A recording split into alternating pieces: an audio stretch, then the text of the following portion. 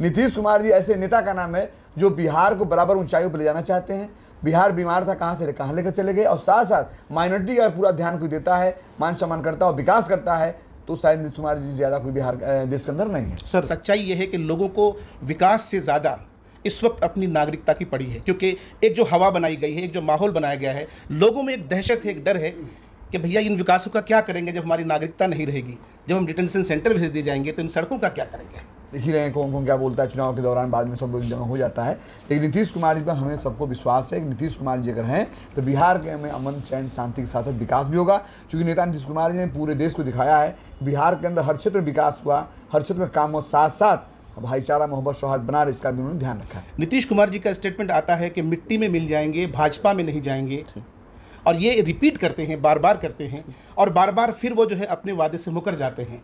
तो वो तो अपनी जबान पर नहीं है तो उसूलों में कहाँ होंगे सर। लेकिन सभी को विश्वास नीतीश कुमार जी पर है। सवाल जो लोग करता है, लेकिन सवाल का जवाब जब हम लोग देते हैं तो लोग मानता है इस चीज को, क्योंकि नीतीश कुमार जी नया नहीं इंडिया के साथ है, इससे पहले भी इंडिया के साथ रहे हैं। सीमावर्ती एरिया को लेकर के आपके जो सहयोगी दल हैं, भाजपा के नेता, वो गाहे बगाहे ऐसे बयानबाजी करते हैं जिससे यहाँ की एक बड़ी आबादी, एक बड़ा तबका ऐसा है जो दहशत में होता है। अब तो हैरत की बात तो ये है कि ऐसा हो गया कि साहब देश के पीएम ने आकर के पूर्णिया में ये कह दिया कि ये घुसपैठियों का गढ़ है, विपक्ष जो है यहाँ पर घुसपैठियों को बढ़ावा दे रहा है। उससे पहले आप ही की सरकार के एक मंत्री हैं, भाजपा कोटे से आते हैं, वो कहते हैं कि साहब न यहाँ पर राम चलेगा, न प्रणाम चलेगा, न सलाम चलेगा, जय श्री राम चलेगा। यहाँ मुस्लिम बहुल इलाका है और इस इलाके में आप इस तरह की बात करेंगे तो यकीनी तौर पर लोग आहत होंगे।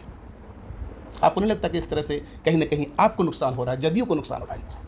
देखिए, जो चुनाव होता है, चुनावी गमागमी होती है, तो कोई अपना अलग बयान देता है, वो अलग बात नहीं मैं जानना चाहता। मैं एक बार यही कहूँगा, आप इसको सही मानते हैं, गलत मानते हैं? देखिए, किसी को ठेस पहुंचना तो गलत है ही है। क्या सरकार को नहीं चाहिए कि इस पलायन को रोका जाए, रोजगार के मौके यहाँ पैदा किए जाए, लोगों को यही रोजगार दिया जाए ताकि लोग अपने माँ बाप से दूर ना जाए? कुछ ऐसी प्लानिंग देखिए, कुछ ऐसे लोग हैं जो बाहर जाना ही चाहते हैं, काम करना चाहते हैं, वो अलग बात है। ऐसी बात नहीं, जो हमारी सरकार अभी आप देख रहे हैं, जो पैसे मिल रहे हैं ऋण के उसमें मिल रहे हैं, या हमारी इसमें 5 लाख था 10 लाख हुआ। सर, आप इकलौते ऐसे लीडर हैं जो एक ही सरकार में 3 बार आपको मंत्रालय मिला है, और जो आपको अल्पसंख्यक मंत्रालय दिया गया। हम जानना चाहते हैं कि ये जो इलाका है, मुस्लिम बहुल इलाका है, जमा खां साहब का किशनगंज के लिए, सीमांचल के लिए क्या कंट्रीब्यूशन है सर? सर, 2 सवाल जो बहुत महत्वपूर्ण है, ख़ास है, और मुझे लगता है कि इस इंटरव्यू में अगर ये 2 सवाल ना पूछा जाए तो बेईमानी होगी। पहला सवाल मेरा ये है सर कि उर्दू ट्रांसलेटर्स भारी संख्या में हमारे यहाँ पर हैं, वो बेचारे बहुत परेशान हैं और चक्कर काट काट के थक चुके हैं, नाउम्मीद हो चुके हैं। उनके लिए उनको कैसे आश्वस्त करेंगे आप? और दूसरा ये कि मदरसा बोर्ड को यूपी सरकार के तर्ज पर जिस तरह से यहाँ पे डिसोल्व कर दिया गया, ख़त्म कर दिया गया, क्या यूपी सरकार की तरह यहाँ आने वाले दिनों में मदरसों को भी ख़त्म कर दिया जाएगा? लोकसभा इलेक्शन 2024 को लेकर गहमा गहमी का माहौल है। बिहार के 40 लोकसभा सीटों में से सीमांचल की सीट और ख़ासकर किशनगंज की सीट, इसको लेकर अफरा तफरी कहें या यूँ कहें कि क्रूशियल सिचुएशन यहाँ पर बनी हुई है। नीतीश कुमार जो पिछली दफ़ा यहाँ डिफीट किए थे, हारे थे, और इस बार उनका अज़्म है, उनका इरादा है कि किसी भी सूरत में ये सीट निकालनी है। और यही वजह है कि नीतीश कुमार ने अपनी पूरी की पूरी टीम को, पूरी की पूरी मेहनत को किशनगंज पर झोंक दी है। और यही वजह है कि नीतीश कुमार के मंत्री महोदय, MLC महोदय, दूसरे लीडरान यहाँ पर मौजूद हैं। अभी हम आपको मुलाकात कराएंगे, मिलाएंगे जनाब जमा खां साहब से, और इनसे समझना चाहेंगे कि ये जो ज़मीनी सतह पर काम कर रहे हैं, अपने कैंडिडेट के लिए मेहनत कर रहे हैं, तो ओवरऑल ज़मीन पर इनको क्या कुछ दिख रहा है। जी सर, बहुत बहुत स्वागत है आपका। Thank you. देखिए, लगभग 1 हफ्ते से मैं किशनगंज में हूँ, और किशनगंज में जो मुझे उम्मीद नहीं थी उससे ज़्यादा नौजवानों में उत्साह, ऊर्जा है। इस बार चूँकि जो कैंडिडेट हमारे नेता नीतीश कुमार जी ने जो कैंडिडेट दिया, कैंडिडेट में भी यह है कि उन्होंने संघर्ष किया, यहाँ पे सबके दुख सुख का उन्होंने साथी रहे हैं, हर जगह उन्होंने मदद किया है। और जो नीतीश कुमार जी का काम है, जो बिहार के अंदर काम और किशनगंज में जो काम हुआ है, वो काम को देखते हुए हमारे माइनॉरिटी के लोग, हम जिस गांव में गए हैं, माइनॉरिटी के लोगों ने उत्साह जज्बे के साथ उन्होंने कहा है कि नहीं, हम लोग साथ हैं, नीतीश जी के साथ हैं, जो नेता ने काम किया है। और मुझे लगता है कि आने वाले दिनों में अच्छा मुस्लिम वोट हमें मिलेगा। सर, ये बात तो सच है कि नीतीश कुमार के कार्यकाल में बिहार के अंदर, खासकर सीमांचल के अंदर, दलितों का, पिछड़ों का और विशेषकर मुसलमानों का विकास तो हुआ है, और इस बात को यहाँ की आम जनता एक्सेप्ट करती है, तस्लीम करती है। लेकिन सच्चाई ये है कि लोगों को विकास से ज़्यादा इस वक्त अपनी नागरिकता की पड़ी है, क्योंकि एक जो हवा बनाई गई है, एक जो माहौल बनाया गया है, लोगों में एक दहशत है, एक डर है कि भैया इन विकासों का क्या करेंगे जब हमारी नागरिकता नहीं रहेगी, जब हम डिटेंशन सेंटर भेज दिए जाएंगे तो इन सड़कों का क्या करेंगे। देखिए, मैं आपको बताना चाहता हूँ, चूँकि आप मीडिया के साथी हैं, आपको जानकारी भी है, हमारे नेता नीतीश कुमार जी वसूलों से समझौता नहीं करते हैं। हमारे नेता नीतीश कुमार जी ऐसा कभी नहीं किया है। इन्होंने एनडीए के साथ नया नहीं है, इससे पहले एनडीए के साथ थे, 3 साल सिर्फ नहीं रहे हैं। और जो भी एजेंडा रहे हैं, जो हमारे बिहार के विकास के लिए, बिहार के मान सम्मान के लिए, तमाम भाइयों के सौहार्द प्रेम बना रहे, वो हमेशा इन्होंने ज़मीन पर उतारा है। और ये मैं बार बार कहता हूँ और कह भी रहा हूँ कि वसूलों से समझौता हमारे नेता नीतीश कुमार जी नहीं किए हैं, न करेंगे। सर, आप कह रहे हैं कि नीतीश कुमार जी उसूलों से समझौता नहीं करेंगे। नीतीश कुमार जी का स्टेटमेंट आता है कि मिट्टी में मिल जाएंगे, भाजपा में नहीं जाएंगे, और ये रिपीट करते हैं, बार बार करते हैं, और बार बार फिर वो जो है अपने वादे से मुकर जाते हैं। तो वो तो अपनी जबान पर नहीं है, तो उसूलों में कहाँ होंगे सर? नहीं, हम ये कैसे साबित करेंगे? मैं ये कह रहा हूँ कि जब से इन्होंने कमान संभाला है 2005 से आते देख लीजिए, सिर्फ मुझे लगता है 3 साल हम लोग नहीं रहे इंडिया के साथ, बराबर रहे हैं। इंडिया के साथ रखकर भी आप एक भी बता दीजिए कहीं भी किसी को नुकसान किया हुआ हो। हम लोग साथ सरकार में रहे हैं, सब बीजेपी रहा, हम लोग रहे और लोग भी गठबंधन में हमारे हैं, लेकिन बता दें नेता नीतीश कुमार जी सह लिए हों कोई नुकसान बिहार के अंदर माइनॉरिटी को या किसी को भी हुआ हो। हमारे नेता नीतीश कुमार जी के नेतृत्व में जब भी बिहार चला है, किसी के साथ रहे होंगे, तो अपने हिसाब से बिहार को चलाते हैं, जो उसमें बिहार का विकास हो, बिहार में सौहार्द प्यार मोहब्बत बना रहे, अमन चैन शांति बना रहे। इसलिए मैं इस बात को आपके द्वारा मैं कहना चाहता हूँ, पूरे किशनगंज को और बिहार को मैसेज देना चाहता हूँ, नीतीश कुमार जी ऐसे नेता का नाम है जो बिहार को बराबर ऊंचाइयों पर ले जाना चाहते हैं। बिहार बीमार था, कहाँ से कहाँ लेकर चले गए, और साथ साथ माइनॉरिटी का पूरा ध्यान कोई देता है, मान सम्मान करता है और विकास करता है, तो शायद नीतीश कुमार जी से ज़्यादा कोई बिहार देश के अंदर नहीं है। सर देखिए, ये तो सच्चाई है कि जदयू ने जिस शख्स को अपना उम्मीदवार बनाया है, उस शख्स से किसी को शिकायत नहीं है। आप हम लोग एक पत्रकार की हैसियत से जब पब्लिक ओपिनियन करते हैं, लोगों से उनकी बाइट लेते हैं, तो एक शख्स ऐसा नहीं मिलता जो ये कहता है कि ये अच्छा लीडर नहीं है। सब कहते हैं अच्छा लीडर है, लेकिन सवाल आपके गठबंधन का है, सवाल आपके उन रिश्तों का है जिनकी मुखालिफत आप बारहा करते रहे, लेकिन आज उन्हीं के साथ है, और उन्हीं से संविधान के ख़त्म होने का डर है, उन्हीं से एनआरसी जो है यहाँ पर नाफिज होने का डर है। तो अवाम को कैसे आप जो है सेटिस्फाइड करेंगे, समझाएंगे कैसे? क्योंकि आप जब इलाके में जाते होंगे तो लोग आपसे ये सवाल जरूर करते होंगे सर। लेकिन सभी को विश्वास नीतीश कुमार जी पर है। सवाल जो लोग करता है, इस सवाल का जवाब जब हम लोग देते हैं तो लोग यार मानता है इस चीज़ को, क्योंकि नीतीश कुमार जी नया नहीं इंडिया के साथ है, इससे पहले भी इंडिया के साथ रहे हैं, उनका जो एजेंडा रहा है चलता रहा है। लेकिन हमारे बिहार के अंदर जब मेरे नेता उनके साथ रहे, तो नेता के नेतृत्व में यहाँ बिहार में काम हुआ है और नेता का एजेंडा चला है, किसी और का एजेंडा नहीं चला है। इसलिए मैं मुसलमान भाइयों से कहना चाहता हूँ, जो भी दलित भाई कहना चाहता हूँ कि यहाँ बिहार के अंदर नेता नीतीश कुमार जी हैं और नीतीश कुमार जी के नेतृत्व में काम होगा, सबका सम्मान होगा। सर, हम जिस सीमांचल से आते हैं, जिस किशनगंज से आते हैं, जाहिर है ये जो है साहब सीमावर्ती एरिया है, और इस सीमावर्ती एरिया को लेकर के आपके जो सहयोगी दल हैं, भाजपा के नेता, वो गाहे बगाहे ऐसे बयानबाजी करते हैं जिससे यहाँ की एक बड़ी आबादी, एक बड़ा तबका ऐसा है जो दहशत में होता है। अब तो हैरत की बात तो ये है कि ऐसा हो गया कि साहब देश के पीएम ने आकर के पूर्णिया में ये कह दिया कि ये घुसपैठियों का गढ़ है, विपक्ष जो है यहाँ पर घुसपैठियों को बढ़ावा दे रहा है। उससे पहले आप ही की सरकार के एक मंत्री हैं, भाजपा कोटे से आते हैं, वो कहते हैं कि साहब न यहाँ पर राम चलेगा, न प्रणाम चलेगा, न सलाम चलेगा, जय श्री राम चलेगा। यहाँ मुस्लिम बहुल इलाका है और इस इलाके में आप इस तरह की बात करेंगे तो यकीनी तौर पर लोग आहत होंगे। आपको नहीं लगता कि इस तरह से कहीं ना कहीं आपको नुकसान हो रहा है, जदयू को नुकसान हो रहा है? देखिए, जो चुनाव होता है, चुनावी गमागमी होती है, तो कोई अपना अलग बयान देता है, वो अलग बात नहीं मैं जानना चाहता। मैं एक बार नहीं कहूँगा, आप इसको सही मानते हैं, गलत मानते हैं? देखिए, किसी को ठेस पहुंचना तो गलत है ही है, कोई किसी को। हम नेता नीतीश कुमार जी बात करते हैं, नेता नीतीश कुमार जी को हम मानते हैं, चूँकि ये पहली बार हमारी गठबंधन उनसे नहीं हुआ है।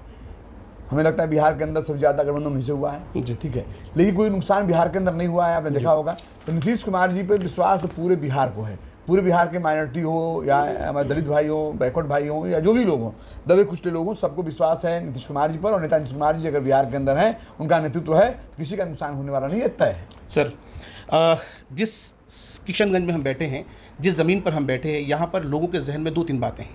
पहली बात तो ये है कि अगर हम यहाँ पर एनडीए को मजबूत करते हैं तो यहाँ कहीं ना कहीं एनआरसी का ख़तरा रहेगा, और दूसरा जो खौफ लोगों में है, हो सकता है कि विपक्ष इसको लेकर के एक वहम जो लोगों के जहन में डाल दिया हो, वो ये है कि अगर आप एनडीए को मजबूत करते हैं तो देश का संविधान ख़त्म हो जाएगा। एक तरफ वो लोग हैं जो संविधान को बचा रहे हैं, एक तरफ आप लोग हैं जो संविधान को बिटाने की बात करते हैं। और ये बात मैं हवाले से कह रहा हूँ क्योंकि भाजपा के एक मंत्री कह रहे हैं, भाजपा के नेता कह रहे हैं कि इस बार हम 400 पार आएंगे तो यकीनी तौर पर देश का संविधान को बदल दिया जाएगा। देखिए, आप भी जानते हैं संविधान बाबा साहब डॉक्टर बी आर अम्बेडकर ने लिखा और जो लोग साथ में थे, ये संविधान ये देश ने, दुनिया के लोगों ने सराहा है संविधान को, और निश्चित तौर पर संविधान जो बना है उसको लेकर हम सब लोग साथ में हैं। बदलने की बात, राजनीतिक बातें होती जो कहे वो अलग बात है, लेकिन संविधान न कोई बदलने जा रहा है न बदलाया जाएगा। नीतीश कुमार जी की बात मैं इसलिए बार बार कह रहा हूँ कि नीतीश कुमार जी पुराने लीडर हैं, हमको बारे में जानते हैं आप। नीतीश कुमार जी बिहार के अंदर जी कोई वोट दिया, कोई वोट नहीं दिया, कोई साथ रहा, कोई नहीं साथ रहा, उससे कोई लेना देना नहीं। पूरे बिहार के वासियों को, किसी भी समाज से बिलोंग करते हैं, उनके मान सम्मान के लिए खड़े रहे। कभी उन्होंने परिवारवाद नहीं किया, पूरे बिहार को अपना परिवार समझा। मैं सिर्फ इतना कहना चाहता हूँ कि चुनावी एजेंडा सबका अलग अलग होता है, अपनी बातें रखता है, अलग बात है। देख ही रहे हैं कौन कौन क्या बोलता है चुनाव के दौरान, बाद में सब लोग जमा हो जाता है। लेकिन नीतीश कुमार जी पर हमें सबको विश्वास है कि नीतीश कुमार जी अगर हैं तो बिहार के में अमन, चैन, शांति के साथ विकास भी होगा। क्योंकि नेता नीतीश कुमार जी ने पूरे देश को दिखाया है कि बिहार के अंदर हर क्षेत्र में विकास हुआ, हर क्षेत्र में काम हो, साथ साथ भाईचारा, मोहब्बत, सौहार्द बना रहे, इसका भी उन्होंने ध्यान रखा है। सर, आपका एक स्टेटमेंट है, ये स्टेटमेंट आपने 1 नवंबर 2023 को दिया है, और ये स्टेटमेंट आपने कैमूर के भभुआ में दिया था। आपने कहा था कि हमारे जैसे देश के करोड़ों लोग चाहते हैं कि नीतीश कुमार पीएम बने, और आपने वहाँ से बिगुल फूंका था। आपने कहा था कि अगर देश के अंदर कोई अच्छा विकल्प है तो नीतीश कुमार है, और नीतीश कुमार हम सबके हैं, और यही वजह है कि लगातार आपकी तरफ से प्रयास किया जा रहा था। फिर कहाँ क्या कोताही रह गई कि आप लोग उन्हीं के पीछे जाकर के खड़े हो गए जिनके मुखालिफत में आप मुहिम चला? आज भी कह रहा हूँ, कोई भी नेता हमारा है, उसका मैं कार्य करता हूँ, उसको सिर्फ देखने के लिए हर लोग चाहता है। हमसे एमएलए हुए हमारे जो जूनियर लोग होंगे या हमारे कार्यकर्ता लोग होंगे, हमारे भाई लोग, वो भी चाहते होंगे चाहे कि मंत्री बन जाए। तो मेरा वो नेता है, मैं आज भी कह रहा हूँ मेरा नेता है, तो मैं चाहूँगा कि मेरा नेता सिर्फ पे जाए। तो हमारे आज भी ललक के प्रधानमंत्री लायक हैं, सच भी बात है। देश के लोगों ने कहा है कि प्रधानमंत्री लायक हैं, तो मैं भी कह रहा हूँ, वो नहीं कर रहे हैं, मैं कह रहा हूँ, चाहने वाला हूँ, उनसे प्यार करता हूँ, उनका मैंने काम देखा है, काम करने का तौर तरीका देखा है। बिहार के अंदर सबको लेकर चलने की बात अगर है तो नीतीश कुमार जी के अंदर है, तो देश में भी करेंगे, तो मेरे आज ही चाहते हैं। अभी हमारे एक साथी जातीय जनगणना पर चर्चा कर रहे थे, उन्होंने कहा कि भाई किस तरीके से आपका जो मोटिव था जातीय जनगणना का, यही मोटिव था कि आप देश के सामने चीज़ों को स्पष्ट रूप से रखते कि भैया किसकी कितनी आबादी है, किसकी कितनी भागीदारी है। वो सही कह रहे थे कि आप जिनकी आबादी 17% 18% है, वहाँ पर एक उम्मीदवार दे रहे हैं और मल्लाह को आप 4 टिकट दे रहे हैं, तो ये नाइंसाफ़ी नहीं है? ऐसा क्यों है सर? देखिए, सवाल तो अवाम पूछेगी ना आपसे, अवाम पूछेगी, और ये मौका मिलता है विपक्ष को बोलने का। क्योंकि नेता हमारे ऐसे हैं कि इसके बारे में आप खुद जानते हैं, सबको लेकर चलने की बात, बराबरी की बात सब करते हैं। कोई उनको अपना परिवार नहीं, परिवार है तो पूरा बिहार परिवार है। आप देखे ही हैं, शादी उनकी आप देखी हैं। लेकिन रही सवाल की जो आपने कहा कि तो बड़ा जब परिवार होता है, जब बड़ा परिवार, कहीं कहीं बातें ऐसी जो आपने कहा है, बातें दिल दिमाग में था, नेता के दिल दिमाग में था जी। लेकिन आने वाले दिनों में इसका जो है निश्चित तौर पर उसकी भागीदारी मिली। सर, हमारे किशनगंज का जो सबसे बड़ा मुद्दा है, और हर बार चुनाव के दौरान इस मुद्दे को हर पॉलिटिकल लीडर की तरफ से उठाया जाता है और इसको कैश किया जाता है, और वो मुद्दा है एएमयू का मुद्दा। आप लोग सत्ता में हैं, राज्य में सरकार आपकी है, केंद्र में सरकार आपकी है, लोगों को बहुत उम्मीदें थी पहले, और आज जब आप लोगों के सामने वोट के लिए जाएंगे तो विपक्ष आपके मुखालिफ में लोगों को ये समझाने का काम करेगा कि दोनों जगह हुकूमत होने के बावजूद आप लोग कुछ नहीं कर रहे हैं एमयू के लिए। कोई है बेनिफिट, कुछ ऐसा अज़म है कि आगे के लिए? एमयू के लिए हमारे नेता लगे थे, जो आपको जानकारी जमीन वगैरह सब मिला, कुछ मामला ऐसा था जो अड़चने आ गई थी, लेकिन उसमें नेता हमारे नीतीश कुमार जी काम करवा रहे हैं, पूरे अधिकारियों को निर्देशित किए हैं। आने वाले दिनों में अगर किशनगंज से हम चुनाव जीतते हैं, जो आपका भाई है, जो यहाँ का बेटा है, जो यहाँ का लाडला है, निश्चित तौर पर इनको सदन में जाने के बाद हमारे साहब से बात हुई है, इस पर हम लोग प्रयास करके जो औपचारिकताएँ पूरी करके हम लोग को बनवाया जाए। सर, यहाँ का एक और बड़ा मुद्दा है, और मुद्दा है पलायन का मुद्दा। आप देश के किसी भी खित्ते में चले जाएं, कोने में चले जाएं, सड़कों पे घूमने वाले, ठेले चलाने वाले, होटलों में मजदूरी करने वाले, बाल मजदूर करने वाले आपको किशनगंज, कटिहार, अररिया, पूर्णिया के लोग मिलेंगे। क्या सरकार को नहीं चाहिए कि इस पलायन को रोका जाए, रोज़गार के मौके यहाँ पैदा किए जाएँ, लोगों को यही रोज़गार दिया जाए ताकि लोग अपने माँ बाप से दूर ना जाएँ? कुछ ऐसी प्लानिंग आने वाले? देखिए, किशनगंज में, बिहार के अंदर, किशनगंज के अंदर जो काम नेता ने किया है, जब से नेता के हाथ में बागडोर मिला है, जो इन्होंने किशनगंज में काम किए वो आप देख रहे हैं जी। या रोड का मामला रहा हो, बिजली का मामला रहा हो, स्कूल का मामला रहा हो, आवश्यक मुसलमानों के आवश्यक विद्यालय का मामला रहा हो, हॉस्टल का मामला रहा हो, मदरसा का मामला रहा हो, सबसे हर नेताओं से बढ़ कर मेरे नेता ने यहाँ काम भी किया है। अब रही बात जो आपको बोल रहे हैं, इसके लिए तो तमाम व्यवस्थाएं सरकार कर रही है, पैसे दे रही है, ऋण दे रही है, आप कोई छोटा रोजगार लेकर करिए, सब काम में है लोग, हम लोग बढ़ावा दे रहे हैं। लेकिन कुछ ऐसे लोग हैं जो बाहर जाना ही चाहते हैं, काम करना चाहते हैं, वो अलग बात है। ऐसी बात नहीं, जो हमारी सरकार अभी आप देख रहे हैं, जो पैसे मिल रहे हैं ऋण के, उसमें मिल रहे हैं, या हमारी इसमें 5 लाख था 10 लाख हुआ, जो माइनॉरिटी में पैसे देते हैं, इस चीज़ लेकर लोगों को काम करना चाहिए। कुछ लोग तो काम कर ही रहे हैं, कुछ ऐसे लोग हैं जो उनको बाहर पहले से लोग लगे हुए हैं, उनके दादा बाबा लोग बाहर गया है, उससे लोग काम करता है, उसके लिए हम लोग सोचेंगे यहाँ फैक्ट्री की व्यवस्था की। सर, आप इकलौते ऐसे लीडर हैं जो एक ही सरकार में 3 बार आपको मंत्रालय मिला है, और जो आपको अल्पसंख्यक मंत्रालय दिया गया, हम जानना चाहते हैं कि ये जो इलाका है मुस्लिम बहुल इलाका है, जमा खां साहब का किशनगंज के लिए, सीमांचल के लिए क्या कंट्रीब्यूशन है सर? कोई ऐसी उपलब्धि जो गिनाना चाहेंगे आप? हाँ, किशनगंज में आपने देखा मेरे कार्यकाल में आवासीय विद्यालय बना, जो हमारे इस समय के जो यहाँ के भावी सांसद हैं इन्होंने प्रयास भी किया और लिखित भी दिया। तो आवासीय विद्यालय जो आपके सामने दिखाई दे रहा है बन चुका है। हम और हमारे नेता दोनों आदमी आए थे, हम लोग नेता ने उद्घाटन भी किए। यहाँ पे हॉस्टल आपने देखा, हॉस्टल बना है, बहुउद्देशीय भवन बना है, मदरसा अच्छा खासा है, यहाँ एक है जो मदरसा की रिसोर्ट हुआ है। तो ये सब चीज़ें हुई हैं यहाँ पे, ऐसा नहीं है। कम लगता है कि 1,500 से 1500 ज़्यादा लड़कों ने ऋण लिया है। तो किशनगंज में काम हुआ है, सीमांचल में भी काम हुआ है, अररिया में बनने जा रहा है, आवासीय विद्यालय बनने जा रहा है। तो ये हमारे पूरे बिहार के अंदर हर जिले के अंदर आवासीय रेजिडेंशियल आवासीय विद्यालय 720 बेड का बनवाने में जा रहा हूँ। साथ साथ में अलग से 2 हॉस्टल बनी हुई हैं। अभी तक 53 हॉस्टल बन गया है, 9 हॉस्टल में काम लगा हुआ है। तो मेरा एक उद्देश्य, जो मेरे नेता का उद्देश्य है कि इल्म को लेकर, शिक्षा को लेकर हमारे बच्चे शिक्षित नहीं हो पाते थे, उसके लिए हम लोग हर जिले के अंदर एक आवासीय विद्यालय बनवा रहे हैं, जो कि सरकार की तरफ से रहेगा। निःशुल्क बच्चों को पढ़ने की व्यवस्था की जाएगी। सर 2 सवाल जो बहुत महत्वपूर्ण है, ख़ास है, और मुझे लगता है कि इस इंटरव्यू में अगर ये 2 सवाल ना पूछा जाए तो बेईमानी होगी। पहला सवाल मेरा ये है सर कि उर्दू ट्रांसलेटर्स भारी संख्या में हमारे यहाँ पर हैं, वो बेचारे बहुत परेशान हैं और चक्कर काट काट के थक चुके हैं, नाउम्मीद हो चुके हैं। उनके लिए उनको कैसे आश्वस्त करेंगे आप? और दूसरा ये कि मदरसा बोर्ड को यूपी सरकार के तर्ज पर जिस तरह से यहाँ पे डिसोल्व कर दिया गया, ख़त्म कर दिया गया, क्या यूपी सरकार की तरह यहाँ आने वाले दिनों में मदरसों को भी ख़त्म कर दिया जाएगा?